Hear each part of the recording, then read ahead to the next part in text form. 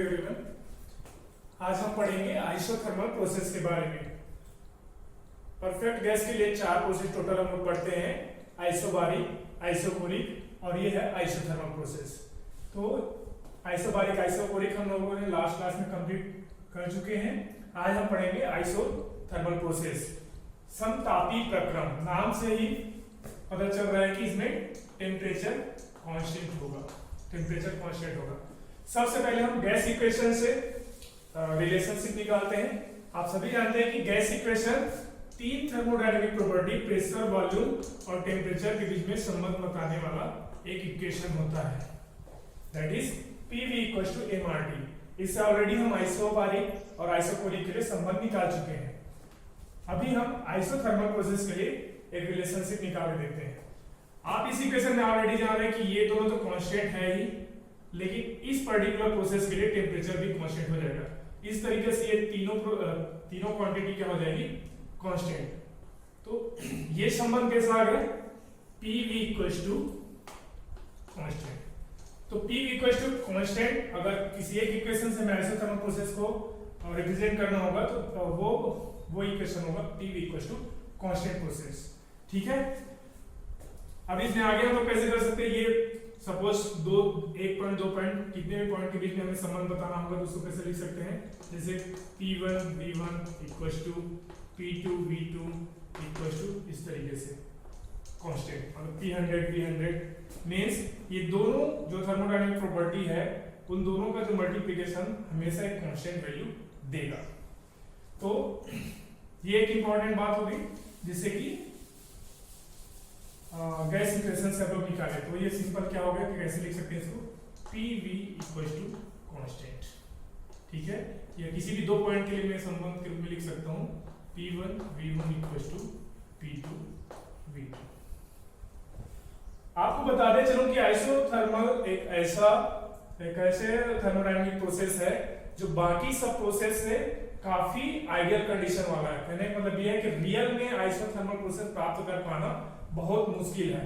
ये केवल ideal condition के लिए है, क्योंकि हम लोग चारों थर्मोडायनेमिक प्रोसेस को पहले ही बोल देते हैं कि ये केवल आइडियल गैस के ऊपर बेस्ड है।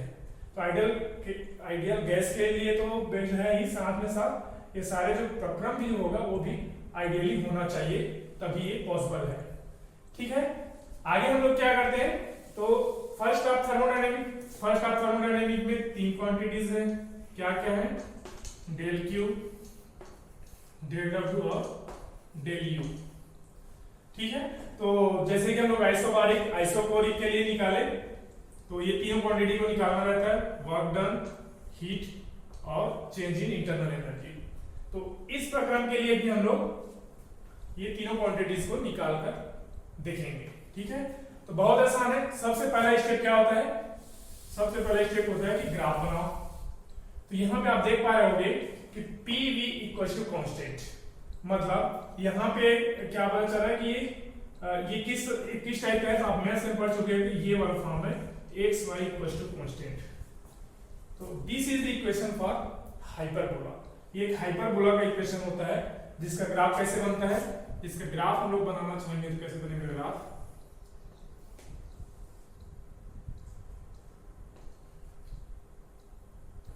ये हो गया। सपोज इसके लिए मैं बनाता x और y, तब इसमें ग्राफ बनता है हाइपरबोला के लिए कुछ इस प्रकार, ये होता था हाइपरबोला। ठीक है। ये सेम कंडीशन है, मतलब PV = कांस्टेंट। यहाँ पर भी दो वेरिएबल का जो मल्टीप्लिकेशन है कांस्टेंट है, दो वेरिएबल का मल्टीप्लिकेशन कांस्टेंट है। तो आइसोथर्मल के लिए जो हमारा ग्राफ बनेगा वो इस प्रकार बनेगा। तो चलिए करते हैं। क्योंकि आपको सभी को पता है कि area under the curve for PV graph represent work done. Area under the curve for PV graph, तो PV ग्राफ हम सभी बनाएं जब भी हमें वर्क डन निकालना है तो उसके लिए PV ग्राफ बनाएं। तो PV graph for isothermal process के लिए कैसा बन रहा है, सपोज ये हमारा स्टेट 1 है और यहाँ पे स्टेट 2 है। इन दोनों स्टेट को जोड़ने वाला ये एक मान के चलिए एक प्रक्रम होगा। सपोज ये क्या है, तो ये जो प्रक्रम है प्रोसेस 1 to 2, ये रिप्रेजेंट कर रहा है आइसोथर्मल प्रोसेस को। ठीक है। अब पीडीवी वर्क निकालने के लिए क्या करते हैं, तो एरिया अंडर करो। एरिया अंडर करो के लिए ये कौन सा एरिया आएगा, ये एरिया आएगा। ये एरिया हमें निकालना होगा। This area will represent del W, work interaction for this particular process between this two state, state 1 to state 2। ये एरिया निकालने के लिए फिर वही करेंगे जो हम लोग बाकी आइसोकोरिक आइसोबारिक में किए। आइसोकोरिक में तो वर्क डन 0 आया था, आइसोबारिक में क्या लेते हैं, पीडीवी वर्क। पीडीवी वर्क के लिए क्या करते हैं, तो जो डी डब्ल्यू बराबर क्या होता है, डी पीडीवी। ठीक है, बहुत आसान है। जब आप देख पा रहे होंगे कि हम लोग पी को एज ए वेरिएबल ले रहे हैं, सॉरी वी को एज ए वेरिएबल ले रहे हैं, तो पी को वी के टर्म में लाना होगा। इसके लिए हमें ऑलरेडी रिलेशनशिप ये पता है। यहाँ पे ये क्या कर सकते हैं, यहाँ पर से इक्वेशन 1 से आप देख पा रहे होंगे, यहाँ पर से हम लोग कैसे लिख सकते हैं, तो क्या है, P V equal to constant है, मतलब इसको क्या कर सकते हैं, पी बराबर क्या लिख लेंगे हम लोग, सी बाई वी। अब इसको इक्वेशन 1 में पुट कर देते हैं। बहुत आसान सा है। ये क्या आ जाएगा, इंटीग्रेशन ऑफ पी की जगह पे आ जाएगा C by V into D V. और ये वॉल्यूम कहां से कहां तक चेंज हो रहा है, तो V1 टू V2। ठीक है, ठीक है। ये एक एक्सपांशन प्रोसेस है। अभी मैं बताऊंगा कि एक्सपांशन रेशियो नए नए टर्मिनोलॉजी आते जाएगा। एक्सपांशन प्रोसेस करने का मतलब क्या है, देखिए वॉल्यूम पहले स्टेट 1 पे कितना था और वॉल्यूम 2 पे कितना हो गया, मतलब बढ़ रहा है, दिख रहा है साफ साफ। तो वॉल्यूम का बढ़ना क्या कहलाता है, एक्सपांशन प्रोसेस। ठीक है, ये सिंपल इंटीग्रेशन है। यहाँ पे लिमिट पुट कर देते हैं, it start from V1 and end up to V2। ठीक है, ये क्या हो गया, C बाहर निकल जाएगा और इसका इंटीग्रेशन कितना आ जाएगा, ln of V, natural log ln V। Limit क्या है, V1 टू V2। आगे इसी को क्या लिख सकते हैं, C ln V1 ln V2 minus ln V1। ठीक है, ये लॉग का प्रॉपर्टी है, तो ये क्या हो जाएगा, C ln V2 divided by V1। क्योंकि हम सभी जानते हैं कि log of m minus log of n क्या होता है, log m बटा n। ठीक है, अब ये क्या है, ये वर्क डन है फॉर द आइसोथर्मल प्रोसेस। को आगे और लिख सकते हैं, सी को हम लोग पीवी के टर्म में लिख लेते हैं। ये क्या हो जाएगा, simple P V ln V2 by V1।